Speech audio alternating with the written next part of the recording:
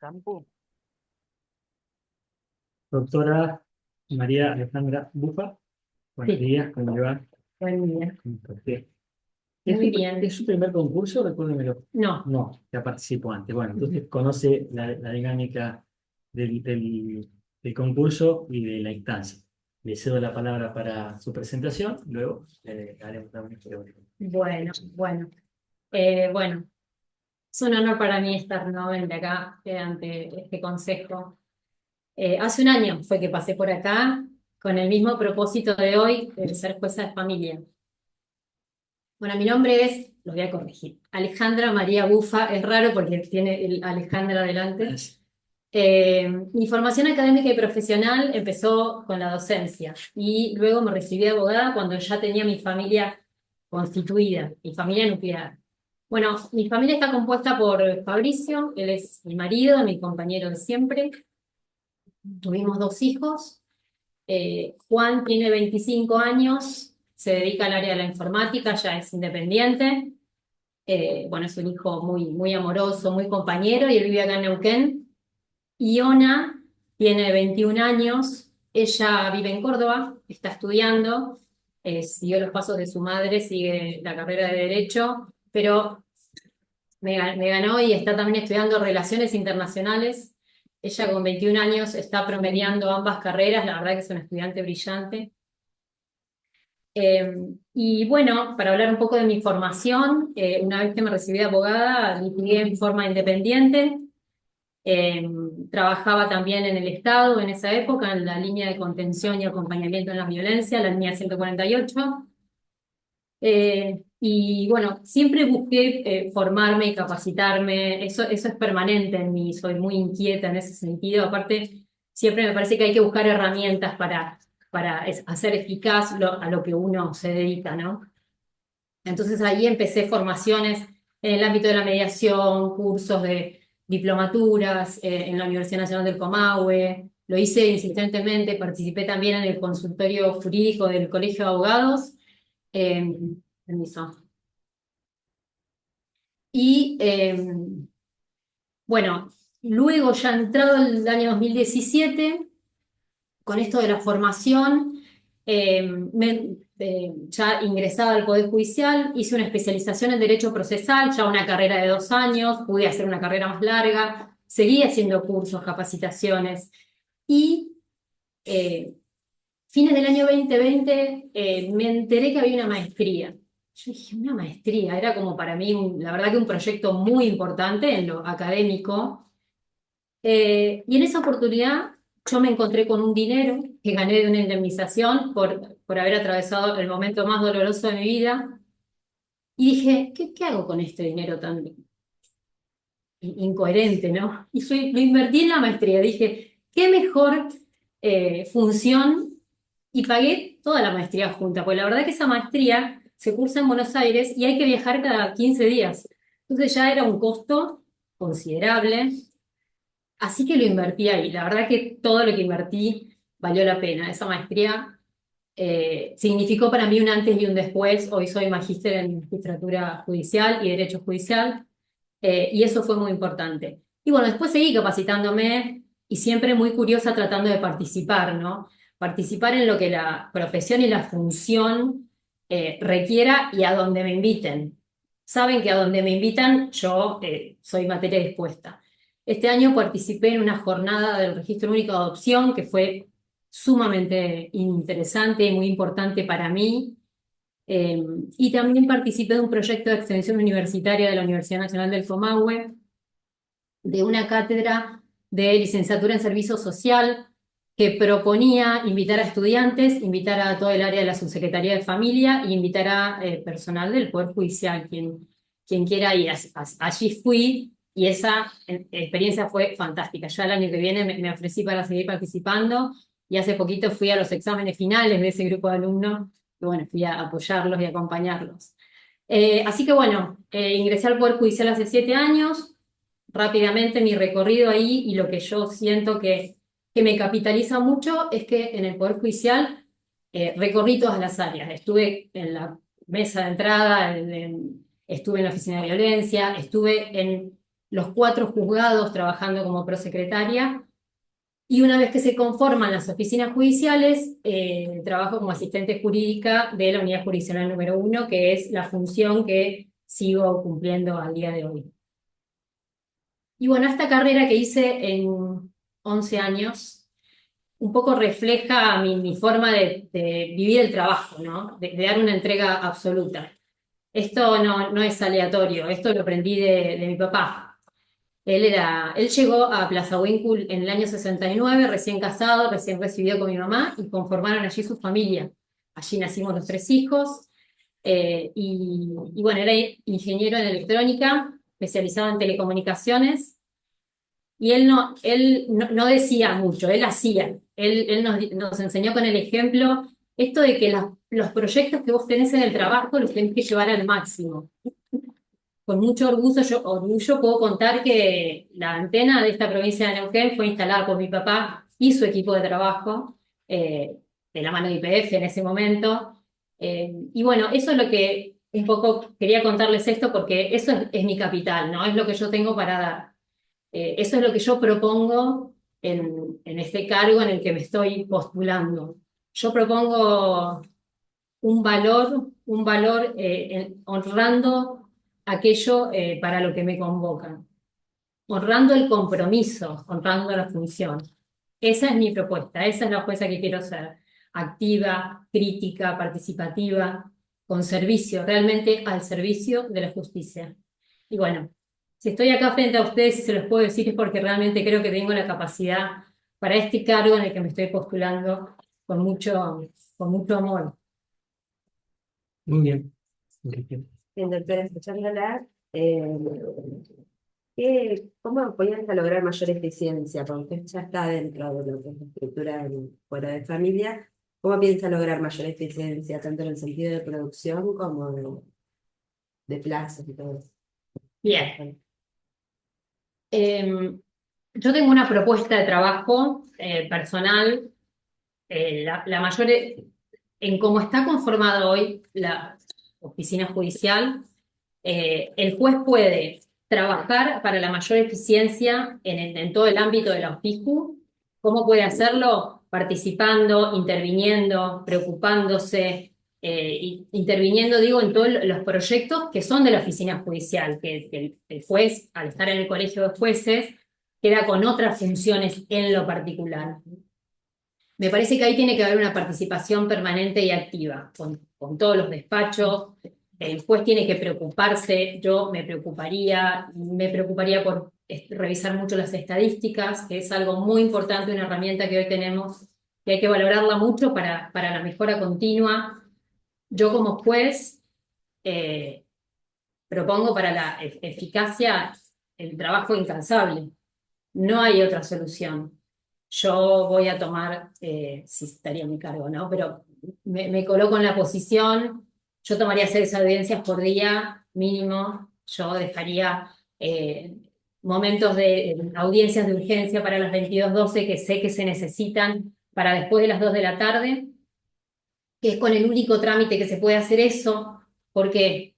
Porque las partes justiciables van con sus abogados a las audiencias, y hay un gran porcentaje que trabaja con la defensa pública. Entonces, fijar audiencias después de las 2 de la tarde, que a mí me encantaría, se complicaría y tendría que ser para casos muy puntuales donde yo sé que tienen el patrocinio particular y se garantiza que puedan ir con su patrocinio. Lo haría en casos puntuales donde podría, pero mientras tanto dejaría como ese horario de inhábil, digamos, para estas audiencias de urgencia.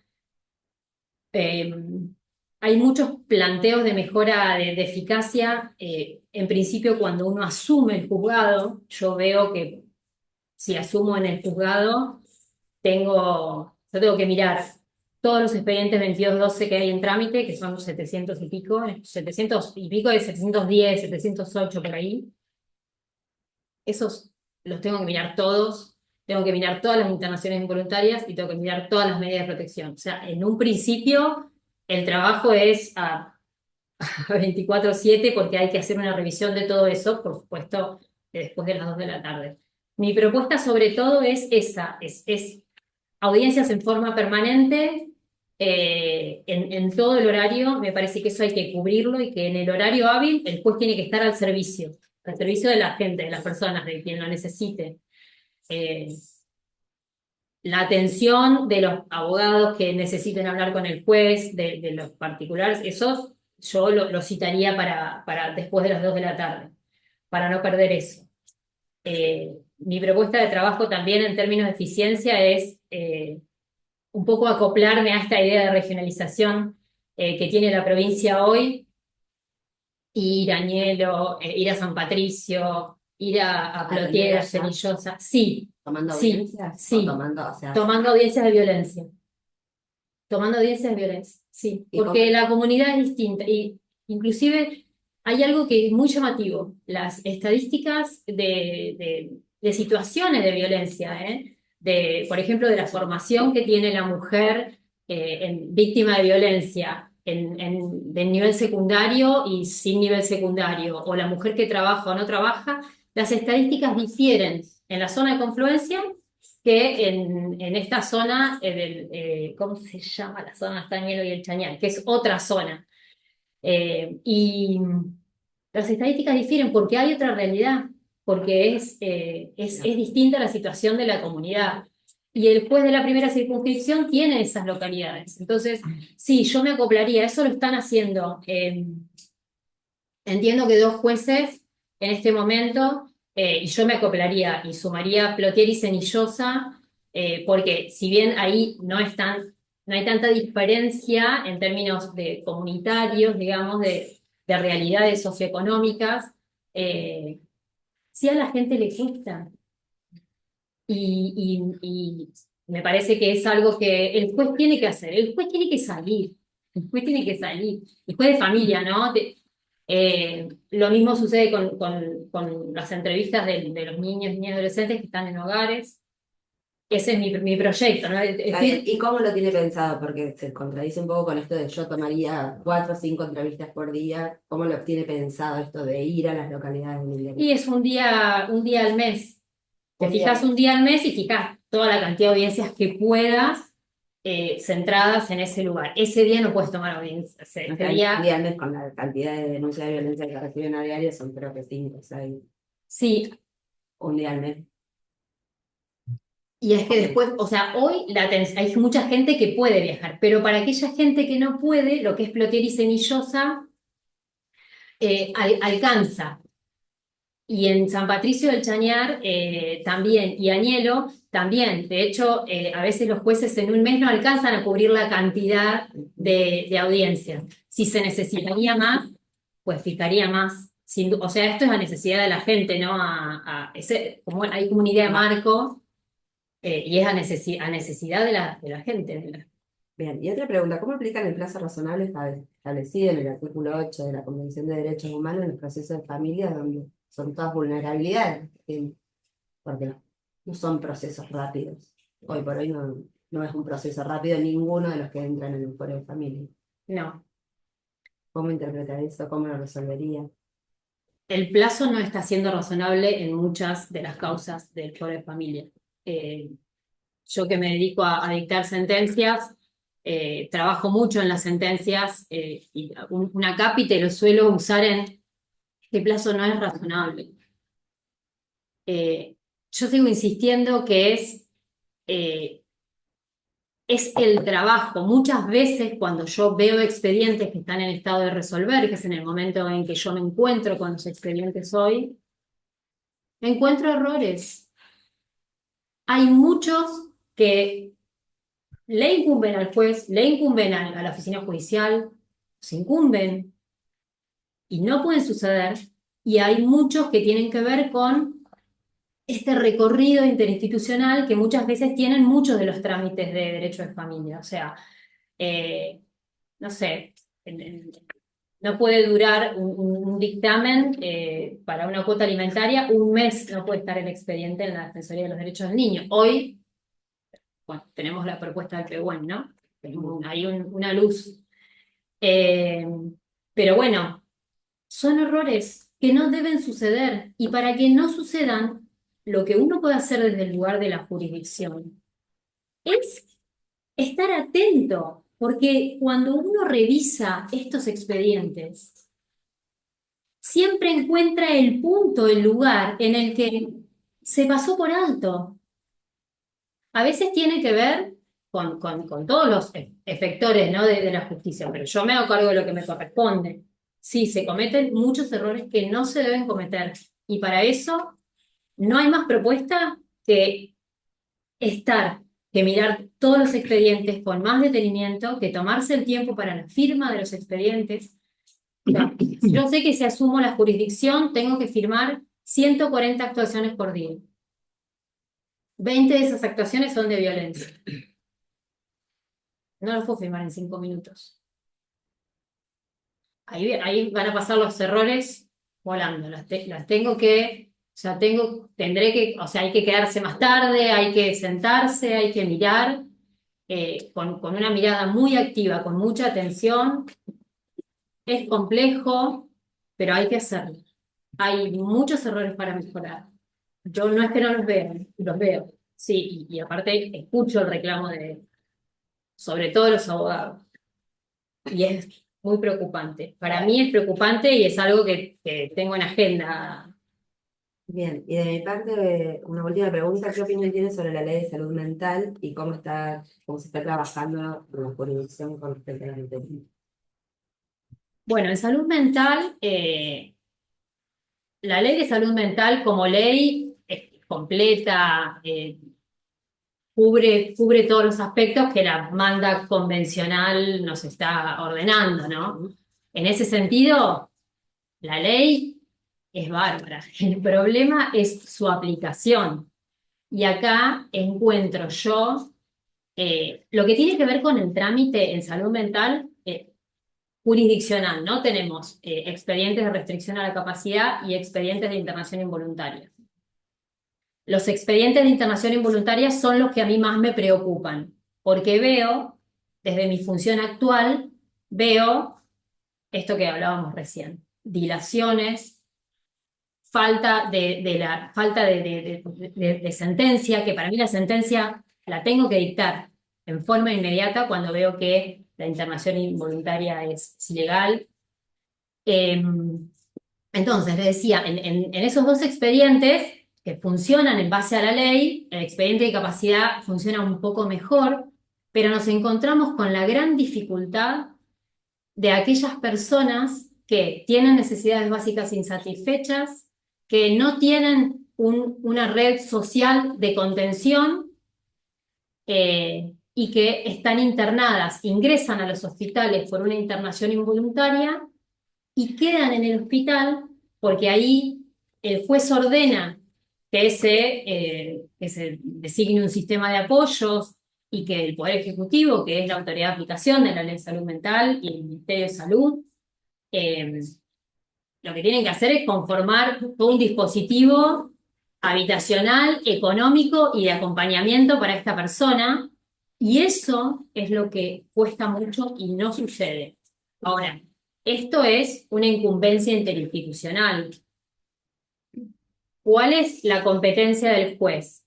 La orden. O sea, el juez tiene que verlo, por eso yo digo que la sentencia que declara que la medida es ilegal es muy importante. El juez tiene que ordenar firmemente que se haga lugar a esto, un apoyo socioeconómico, un alquiler de una vivienda, en el caso de que sea necesario, que esa persona se incluya en uno de los dispositivos de altos cuidados que hay ahora, que por suerte CIPEC dejó de funcionar, no hay más personas internadas, que yo el año pasado lo dije un poco acá como una gran preocupación. Sin embargo, sigue sucediendo que estas personas quedan internadas y viven en los hospitales. Y sigue pasando el tiempo. La realidad es que el juez no es que no ordena, el juez ordena, pero no se llega a la solución, porque las autoridades no terminan de definir, y en general la dificultad es económica, el que falta el recurso. Muchas veces es muy loable. Sí. Discúlpeme, doctora. El juez ordena. la situación sigue siendo la misma. ¿Qué pasa? Y el juez ahí tiene ordena, puede intimar, puede aplicar astreintes, ¿sí? ¿Usted lo hace o lo haría? Perdón. Lo haría, por supuesto. En esos casos lo haría. Ahora, considero que ahí el juez también tiene que hacer un trabajo muy artesanal. Ahí hay que salir. O sea, el camino formal, sí, aplico astreintes y después te ejecuto los astreintes y vamos con todo, porque ahí a mí no me tiembla la mano. Pero esa persona sigue internada. De eso no me tengo que olvidar. Entonces, yo veo esto, porque veo que hay jueces que son más firmes y más duros con la aplicación de las intimaciones, los astreintes, y hay jueces que no. La gente sigue. Entonces, yo creo, y me voy a dar la cabeza contra la pared, pero yo creo en una intervención más artesanal. Yo me voy a ver al ministro. ¿Iría a Yo, ver al ministro o o aplicaría alguna medida que responsabilice directamente al ministro? es que las medidas de responsabilidad, cuando nosotros intimamos, ya llega un momento que decimos, bueno, el Ministerio de Salud, de la Autoridad de Aplicación, y después ya intimamos cada vez al más responsable. Pero ¿con qué me refiero a esto? Con que se cursa la intimación, pero yo creo que tiene que haber un trabajo ahí más presente. No son tampoco, no hablo de que de la cantidad de casos, son creo que 3.400 causas activas en el juzgado número 4. No es que tengo 400 personas en esta situación, serán 3. O sea, en la unidad jurisdiccional número 1 tenemos 3. Tenemos 3 personas así. O sea, se puede hacer un trabajo de seguimiento de cerca, de sabueso en estas situaciones. Y hay que hacerlo, es la responsabilidad que tiene el juez. Y hasta ahí llega, digo, porque el juez no puede tampoco disponer el presupuesto del Poder Ejecutivo ni ir a alquilar la vivienda. O sea, hay cosas que uno no puede hacer. Pero todo lo que está al alcance, hay que hacerlo. Doctora, ¿cómo le va? Hoy se está haciendo, hay ejemplos de lo que usted está hablando, hay jueces que están haciendo No, no que yo conozca, no. Bien. En primer lugar, me gustaría saber su opinión, eh, sabiendo que está hoy dentro del Pueblo de Familia, ¿cómo está funcionando el colegio de jueces, ¿sí? ¿Y cómo está funcionando la OFIJUS, según su opinión? Y en caso de ser designada jueza, ¿qué aportes haría, qué mejoraría? Bueno, en el ámbito del colegio de jueces, ¿cómo está funcionando? ¿Cómo está funcionando? O sea, en términos de colegio, Organización. qué es lo que propone la propuesta de la oficina judicial? Bueno, en términos de colegio, están avanzando los 5 jueces que están actualmente en funciones, están avanzando en más reuniones en función para generar criterios generales y conjuntos. Yo haría un planteo muy fuerte desde ese lugar. Eh, Creo que creo que es necesario más colegio de jueces. Creo que eso lo necesita la oficina judicial, lo necesita el justiciable, lo necesita esta unión de criterios y este trabajo en conjunto, y lo necesitan los profesionales, lo necesitan los abogados. Eh, Eso por mi parte. ¿Qué haría? Intentaría por todos los medios que esto que arrancó este año se ponga más fuerte, se consolide. Lo intentaría desde un modo conciliador. Yo tengo una personalidad eh, muy fácil, digo, soy muy permeable, y esto me parece que podría ayudar en ese sentido, ¿no? A la unión.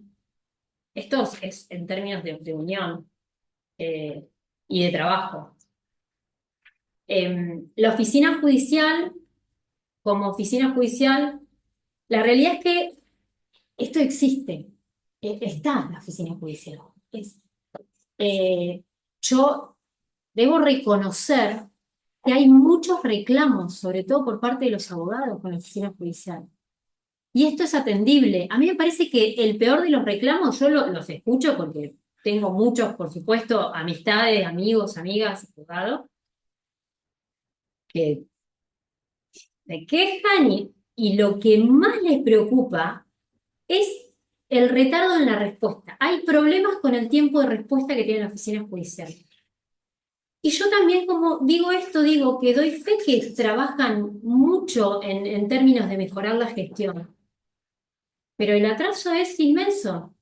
Y los abogados están muy preocupados. Y tenemos que, o sea, yo desde el Poder Judicial tengo que entender que esta preocupación hay gente que la ve y gente que no la ve. Esto es así, hay gente que no, hay muchas personas que no pueden ver más allá. Pero la realidad es que el que trabaja en el Poder Judicial y trabaja incansablemente porque este atraso baje, tiene una seguridad económica que el abogado de la matrícula no tiene. Entonces, por supuesto que la preocupación del abogado de la matrícula es inmensa. Y esto hay que atenderlo. Oficina judicial sí, oficina judicial no, la tenemos. Esto yo, si ingreso a la jurisdicción, tengo que trabajar con esta realidad. Pero hay que trabajar para que estos tiempos de respuesta bajen. Ahora, cuando se genera esto de los paros, de las medidas de fuerza, la verdad que el atraso que venía bajando aumentó y la verdad que desde el 1 de noviembre a esta parte fue bajando el atraso de 1.300 expedientes en atraso. En atraso serían más de 3 días en el despacho. Pero lo que a mí me decían los abogados que me llamaban no era que estaban esperando 3 días. Estaban esperando muchísimo tiempo para una respuesta jurisdiccional. Esto hay que atenderlo. Esto está sucediendo y nos tenemos que hacer cargo. Como decía, el Pehuen es una gran luz. Yo me interioricé ahora mucho del Pehuen para esta entrevista, porque recién ahora se está haciendo un relevamiento en el Foro de Familia para su aplicación. Eh, no sé si tienen el modo de conocer cómo funcionan los ejecutivos. En los ejecutivos funcionan muy bien, pero el ejecutivo tiene otra realidad. Es un trámite súper estandarizado. El Pehuen tiene 2 objetivos: despapelizar y automatizar el proceso. Esos 2 objetivos. No es inteligencia artificial. Automatiza proceso. Su planteo es que todo lo que sucede hoy, como yo digo, que en carreta, ingresa un expediente ingreso web, se imprime, se busca el expediente, se junta, se pone en un carro, sube al despacho, se provee, se pincha lo que se provee, se imprime, sube al despacho del juez. El juez lo firma, lo deja en un estante, sube otro carro, baja letra. Ese tiempo se acorta inmensamente con el Pehuen. Esperemos que esto venga a traer respuestas. Para esto es muy importante que trabajemos todos en conjunto, todos los funcionarios, también el colegio, también los abogados, porque es muy importante para que funcione el Pehuen, que la parte del abogado también haga bien las cargas. El Pehuen te propone, en una carga, te propone 3 providencias modelos. Entonces eso también facilita muchísimo la ejecución y la gestión. El tema es que, bueno, en derecho de familia, como yo hablaba con la gente de informática, en derecho de familia no es lo mismo que en los ejecutivos, ¿no? Acá hay que hacer un trabajo la verdad que el relevamiento que se está haciendo ahora es sumamente importante. Pero bueno, sí entiendo que la oficina judicial, a casi 3 años de su funcionamiento, hoy tiene una deuda pendiente, sobre todo en el tiempo de respuesta, que debería bajar. 2 preguntas más le voy a hacer. Una tiene que ver con una cuestión de criterios, a ver cómo adoptaría esta situación. Bueno, usted sabe que si una mujer, en este caso, denuncia un hecho de violencia, lo puede hacer de manera autónoma o con patrocinio de la defensa pública, ¿cierto? La tramitación pasa a ser de oficio, entonces los operadores jurídicos hacen todo el trámite. Ahora, y aquí viene la cuestión. ¿Qué pasa cuando viene un abogado particular y hace la presentación? En el cual el abogado tiene que impulsar todo el tramiterío desde oficio, cédula, etcétera, etcétera. Los colegas manifiestan su malestar porque al momento de terminar esa tramitación no se le regulan los horarios. Entonces me gustaría saber su opinión, reiterando que usted es una operadora jurídica de Fuero de Familia, ¿por qué considera que no se le regulan horarios? Y en caso de ser magistrada, si regularía o no honorarios por la actividad desarrollada por el abogado particular. No entiendo cuál sería el motivo por el cual no regulan honorarios. Hoy no se le regula directamente. Me han mostrado varios colegas que no se le regula directamente. Es un error. Sobre todo en un trámite donde el particular puede elegir presentarse sin patrocinio y elige presentarse con patrocinio. No veo ningún motivo por el cual no regularía honorarios. Tengo en agenda la preocupación por la regulación de honorarios, que es otra preocupación que tienen los abogados, y es algo que es necesario revisar urgente. Es otra de las cosas que yo revisaría urgente. Amplíe la respuesta. A ver, ya que estamos así. Porque, bueno, en forma incipiente, la verdad que hace muy poco, empezó a haber un genial encuentro entre el Colegio de Abogados y la Oficina Judicial. Gracias. Y empezaron esto que es tan importante, que yo no entiendo porque trabajamos todos y no hablamos y no dialogamos, porque es tan importante saber qué es lo que estoy haciendo mal yo. O sea, esto de la capacidad crítica, ¿no? ¿Qué no está funcionando? Y también para que por el Poder Judicial le plantee al colegio, bueno, estas presentaciones, estos planteos, bueno, este intercambio necesario.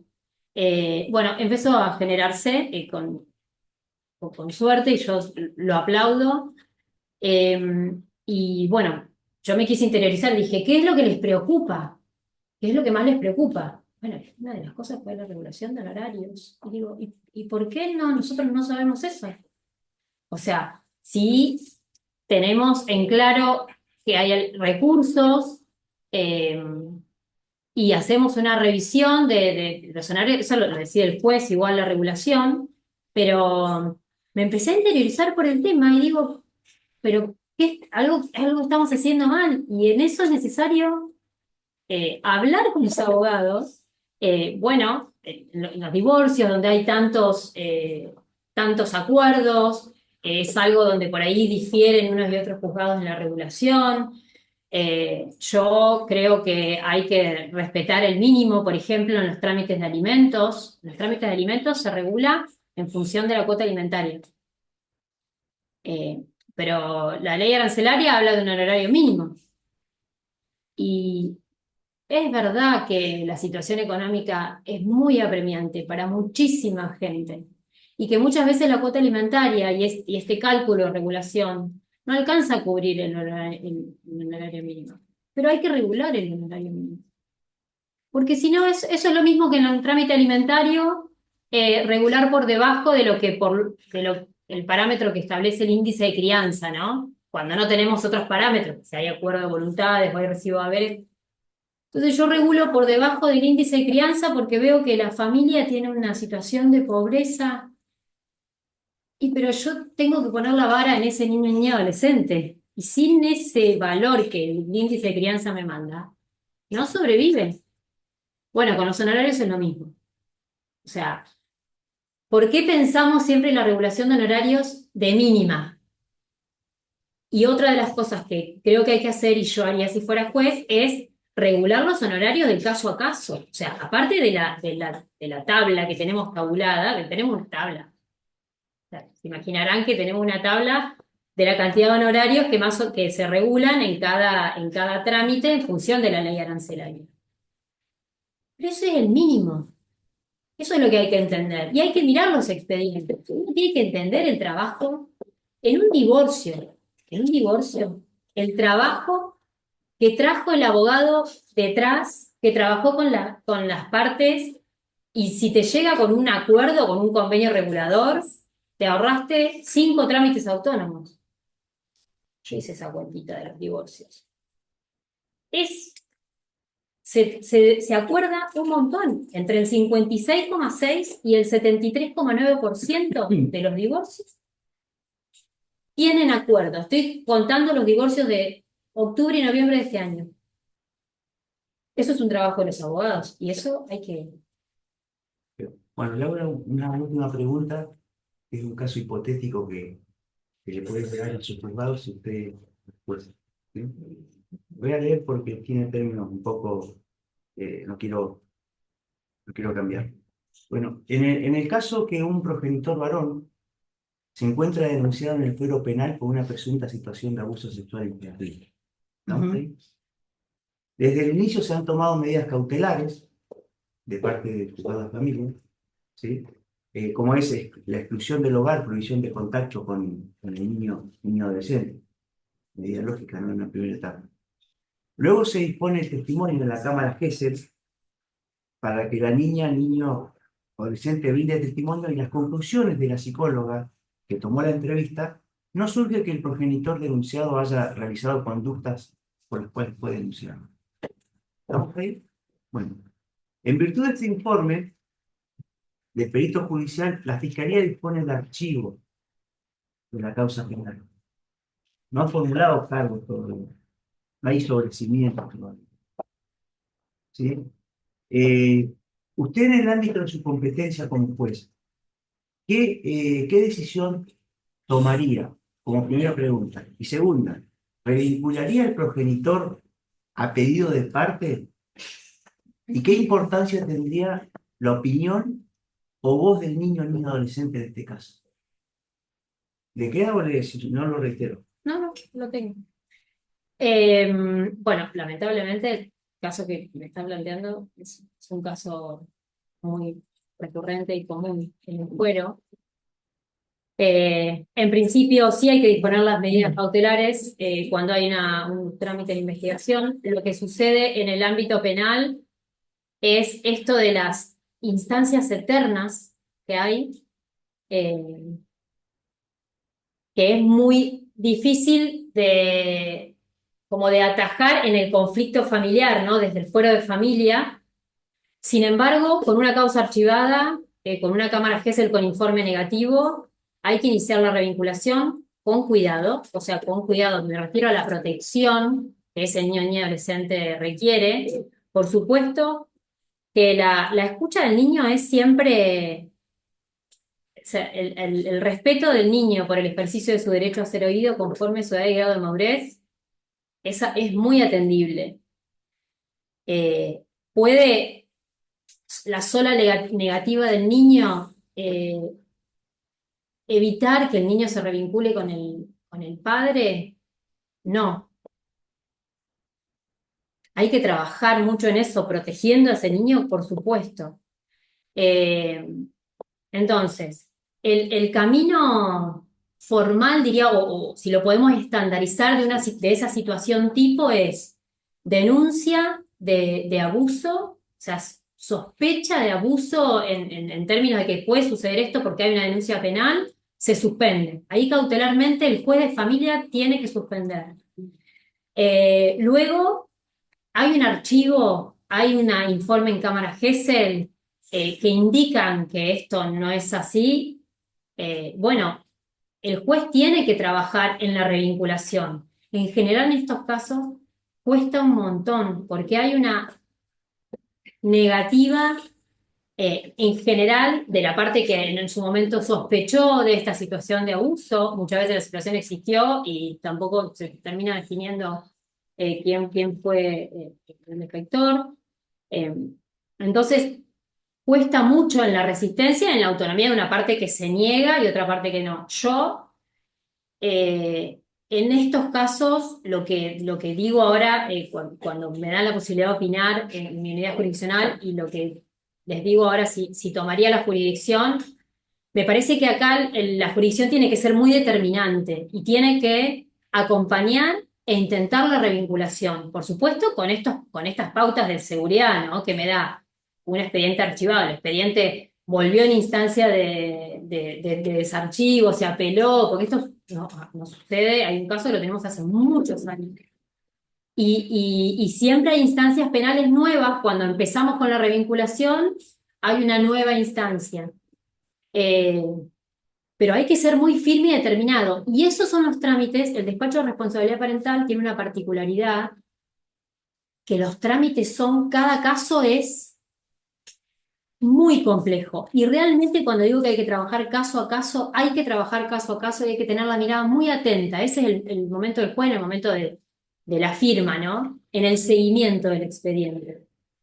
Yo lo que he indicado cuando se me permitió es inclusive que sin pedido de parte formal, mirar los expedientes. Si nosotros tenemos una decisión tomada en un expediente y a los 3 meses vino a reclamar el progenitor que no veía a ese niño y después viene de vuelta a los 2 meses a reclamar que no veía a ese niño y yo tengo que contar que en realidad hace como 6 meses que ese padre no ve al hijo. Entonces ahí hagamos un alto, no esperemos a que... Nosotros trabajamos con conflictos familiares y quizá ese padre está cansado, quizá está cansado de ir a ver le cuesta mucho ir a ver a su abogado o su abogada, por eso no hay tanta instancia judicial. Pero hay que ver la situación atrás del expediente e intentar ser muy activo. A eso me refería cuando hablaba de un juez activo. Perfecto, muchas gracias. Doctora, buen día. Buen día. Hablar de que tiene que haber una participación activa del juez. Ujú. Actualmente hay 5 jueces en los cargos, ¿no la tienen?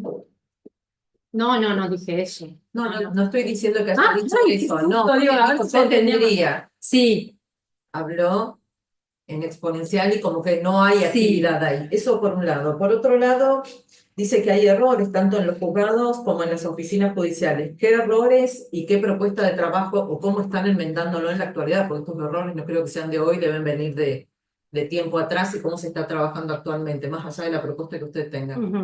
Cuando hablé de un juez activo es diciendo lo que yo haría, ¿no? Yo sería una juez activa en este sentido del juez presente, del juez que va a los despachos, del juez que va a los hogares. Por eso pregunto, ¿el resto de los jueces no tienen esa actitud que van a los despachos, que van a los hogares? Porque hay como que marca una diferenciación.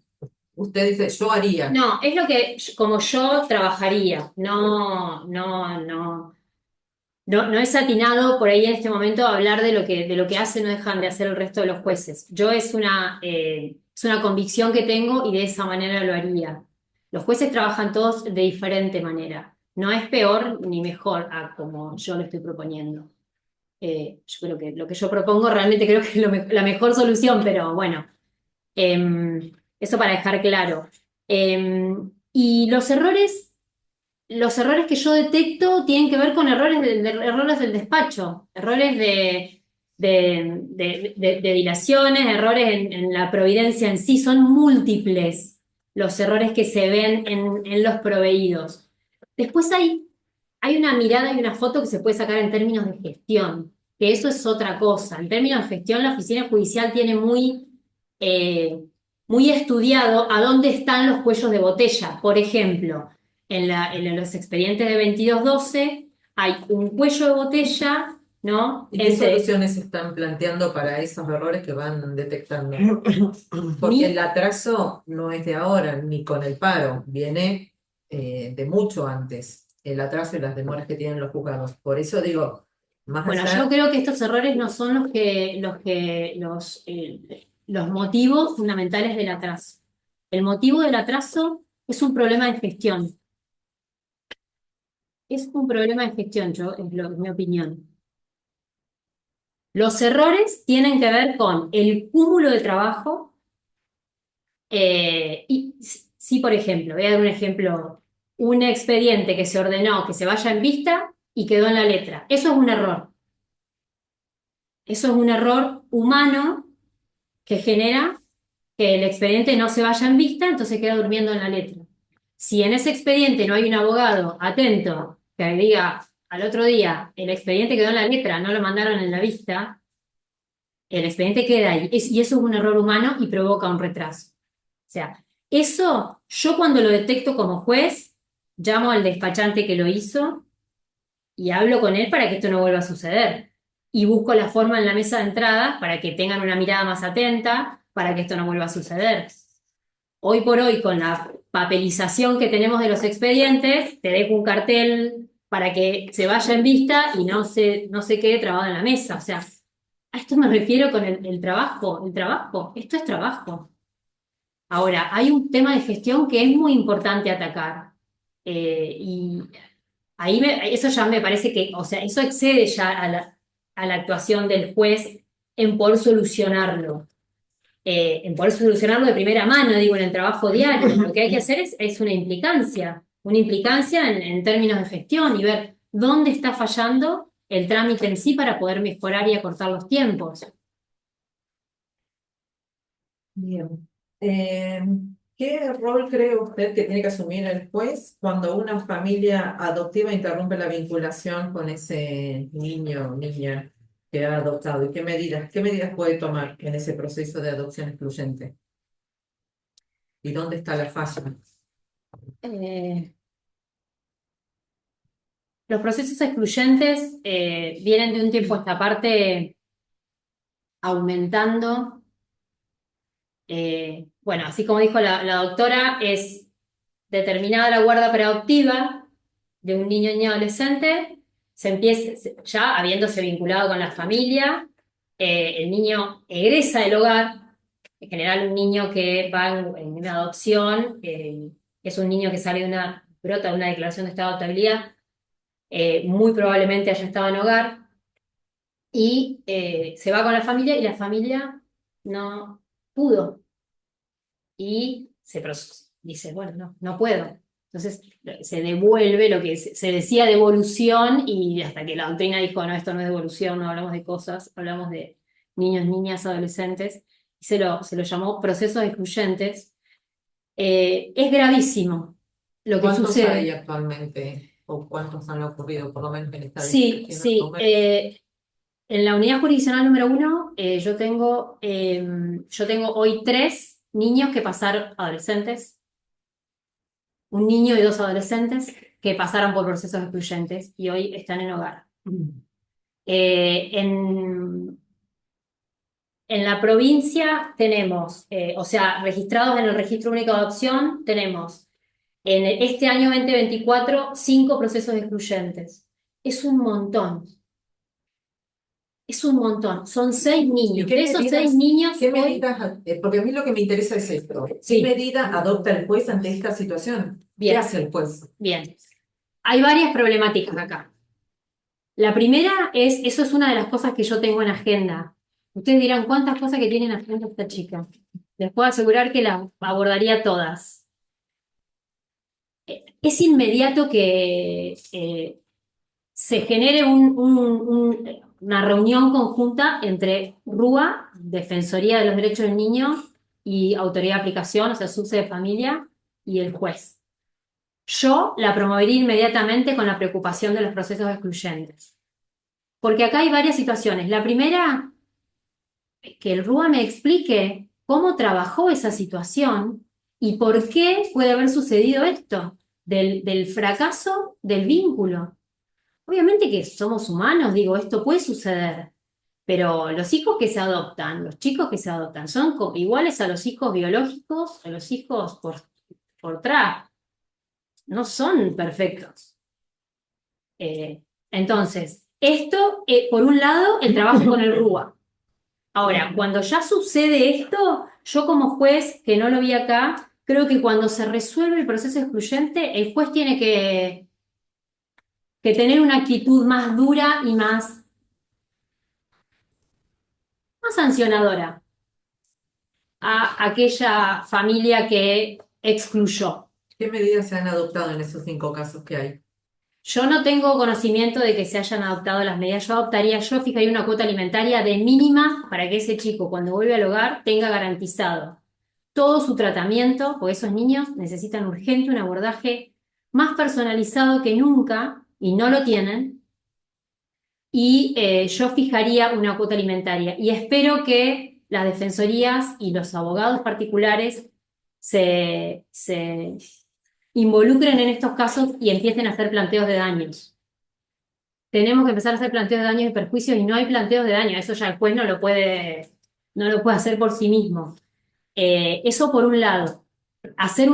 Cuando se resuelve el proceso excluyente, ser más duro Pero con ahí la ya hay- familia. Mi pregunta por ahí no sé si fue clara.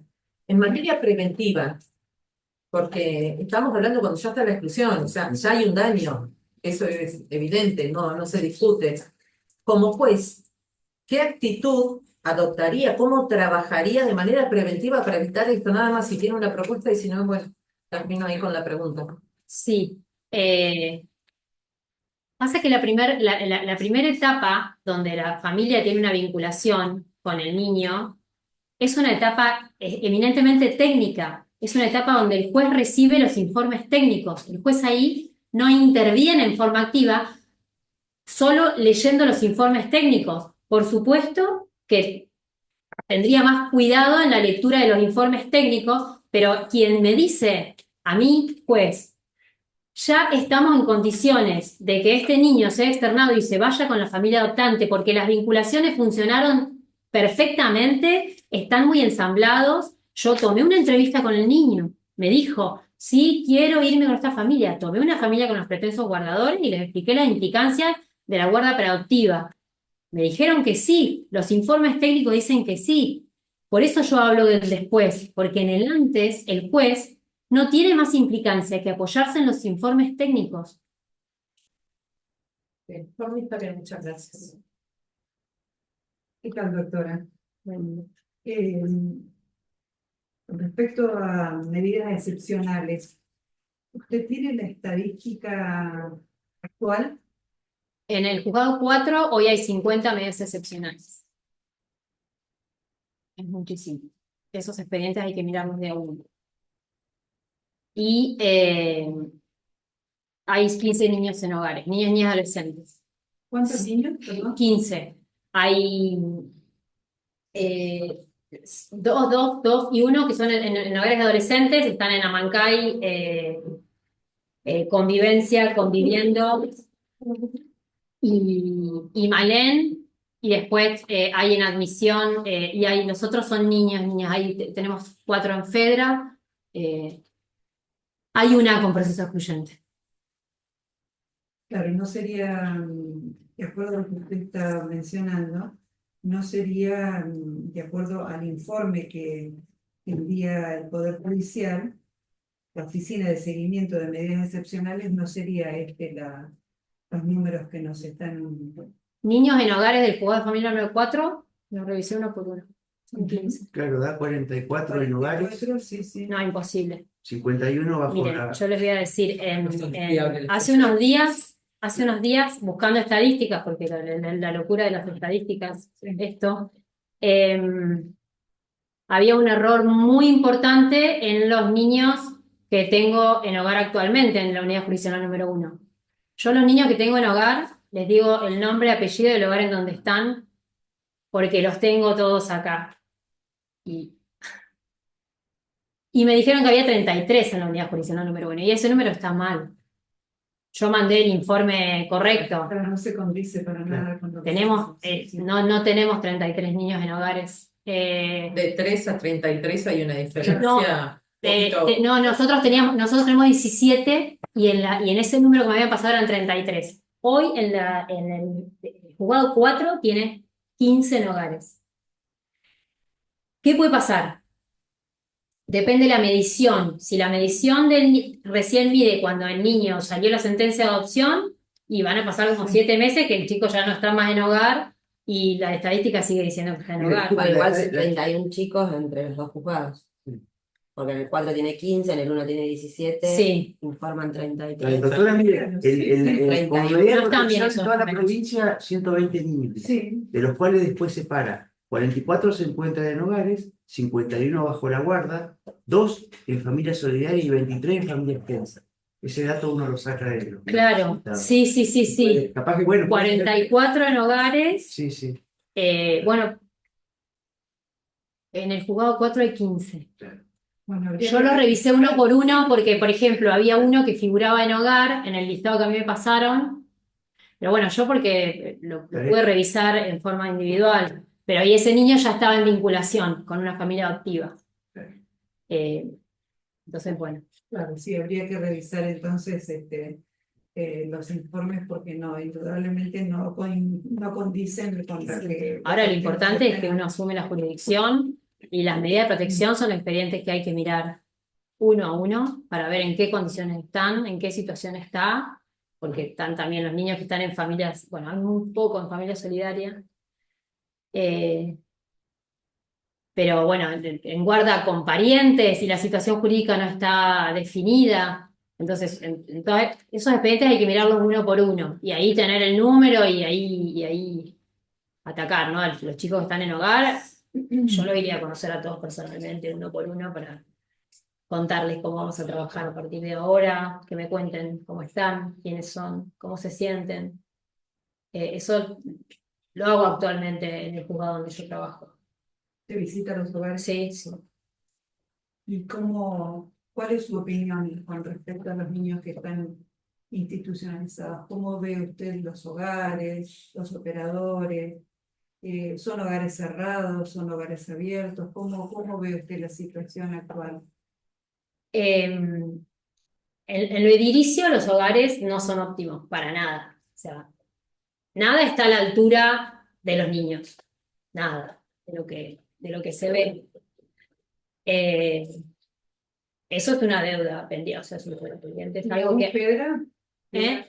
Perdón, Pedra Sí. es una fundación, sí. Sí, sí, es distinto, Claro. pero bueno, tiene otros recursos.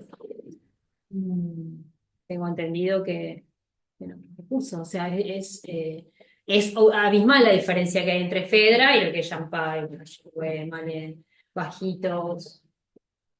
Eh, es mucha la diferencia. Los hogares que son completamente del Estado, sí, las condiciones edilicias no son nada óptimas. Sé que se está trabajando para mejorar, para bien.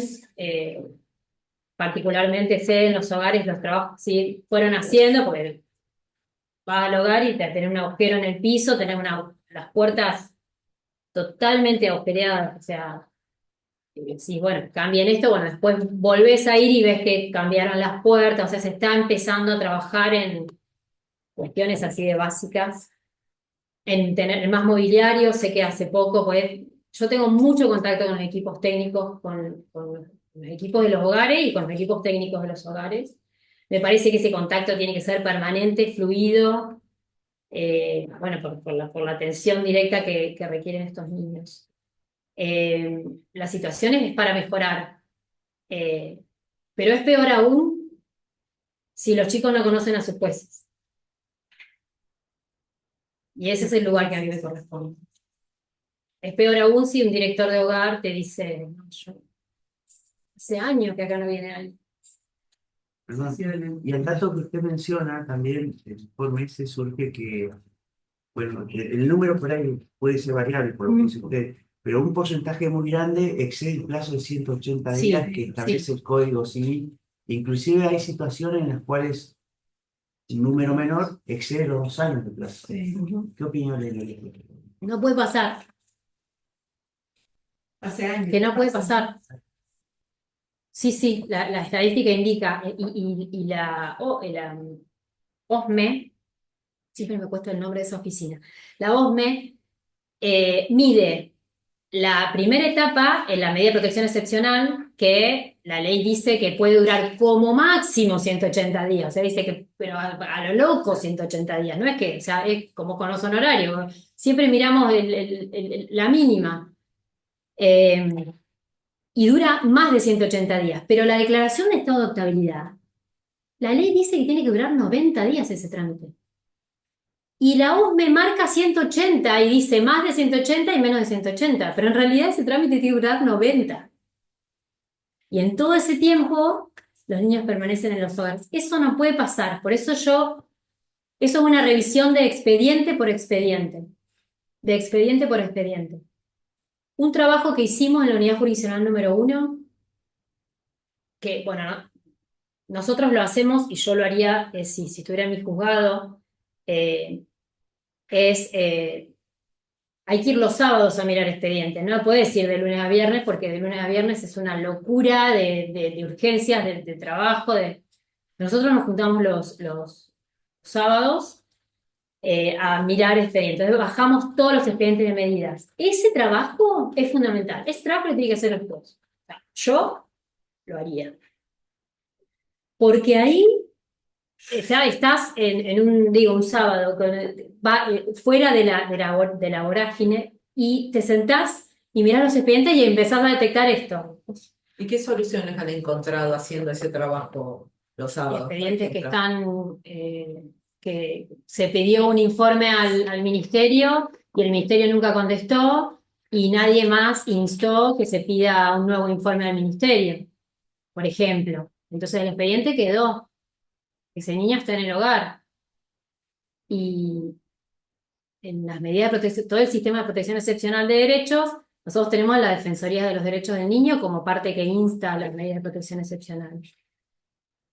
Y la realidad es que no hay un seguimiento caso a caso, por lo menos no como a mí me parece que debería ser. Entiendo que tienen sus razones, pero no está sucediendo. Y ¿no? Que no instan, que quedó. Doctora, disculpe que la interrumpa. Mi preocupación es la misma, ¿no? Porque vemos y hacemos un listado de falencias. ¿Cuál es la propuesta concreta, específica de trabajo para ir solucionando? Más allá del caso concreto que hay que ver.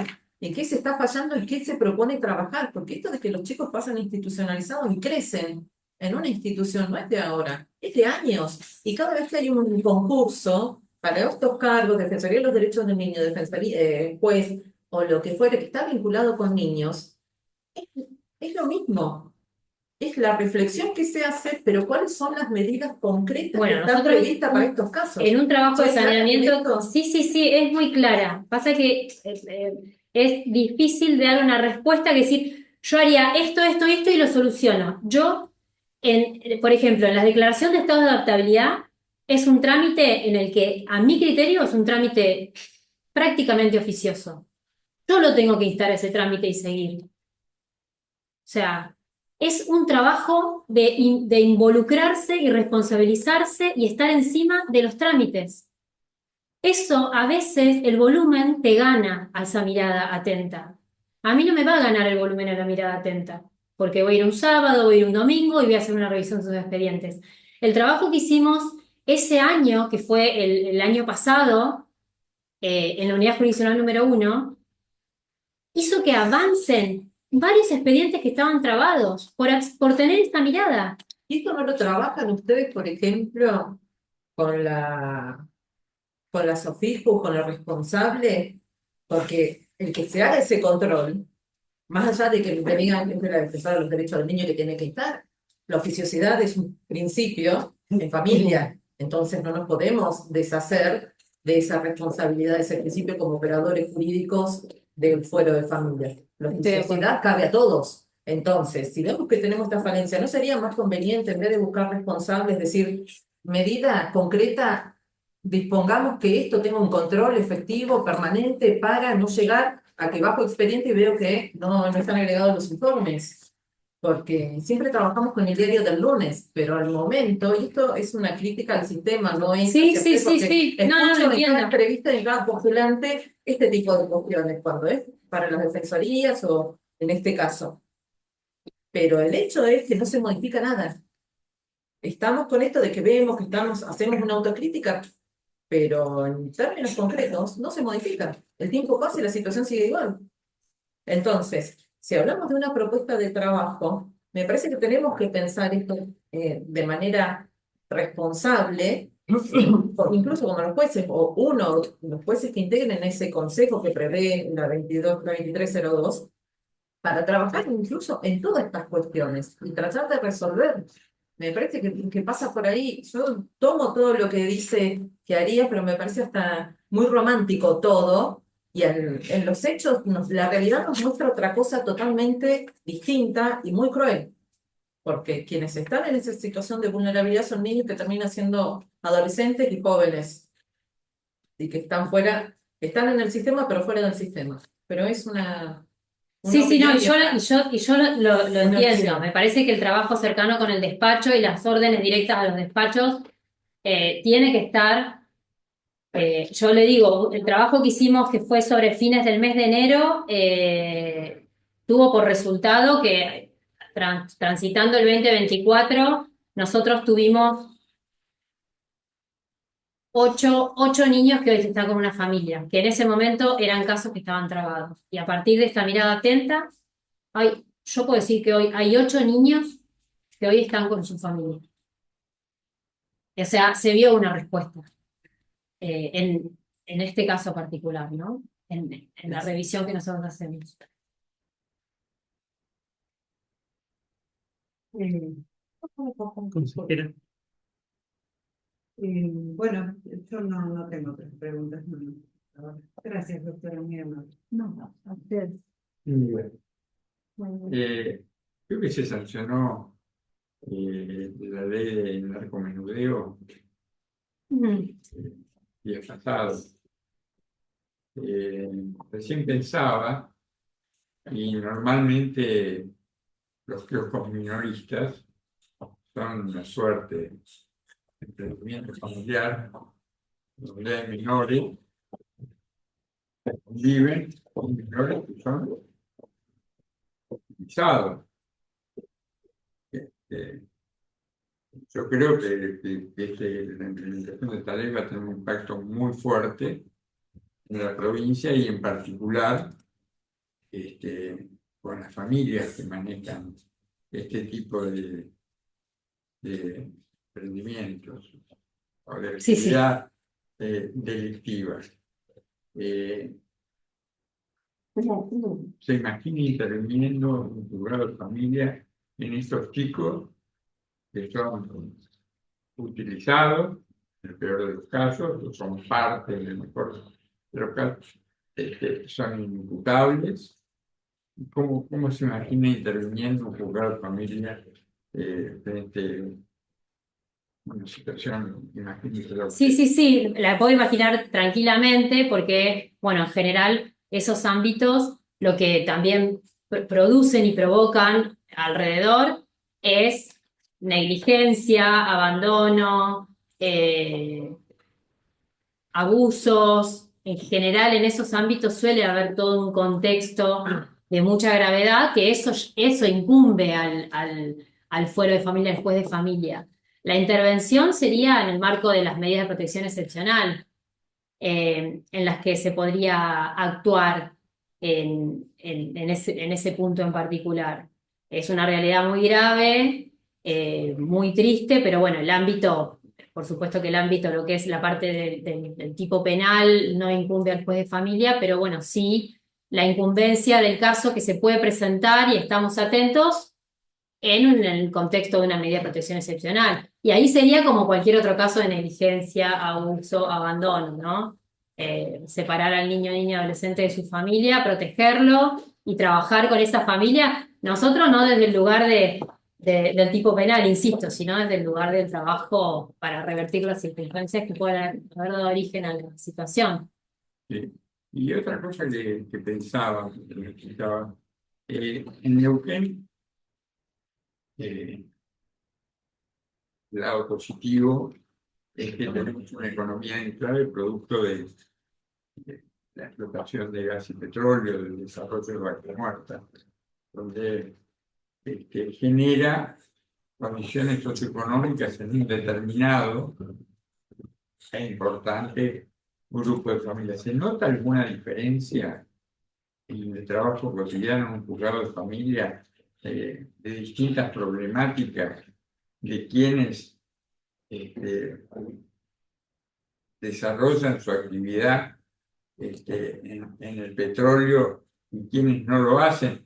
Hablo, digamos, los regímenes de trabajo que tienen, 20 por Sí, 10, sí, eh, eso estaba pensando, por ahí en violencia lo que se económica, es en eso, se advierte mucho en la problemática de los regímenes de comunicación, de las cuotas alimentarias, pero no es algo que marque una diferencia respecto a otros casos. La realidad no es algo que marque una diferencia. claro. No, por mi parte está bien, gracias. ¿Alguna pregunta más? Por fuera, muchas gracias por su tiempo. Bueno, muchas gracias a ustedes. Yo insisto en que la verdad que es tan duro el concursar, pero es muy grato el trato de todo el consejo y lo agradezco muchísimo. Bueno, Bueno, que tengan muy buen día, una jornada larga. Chao. Hasta luego. Muy amable.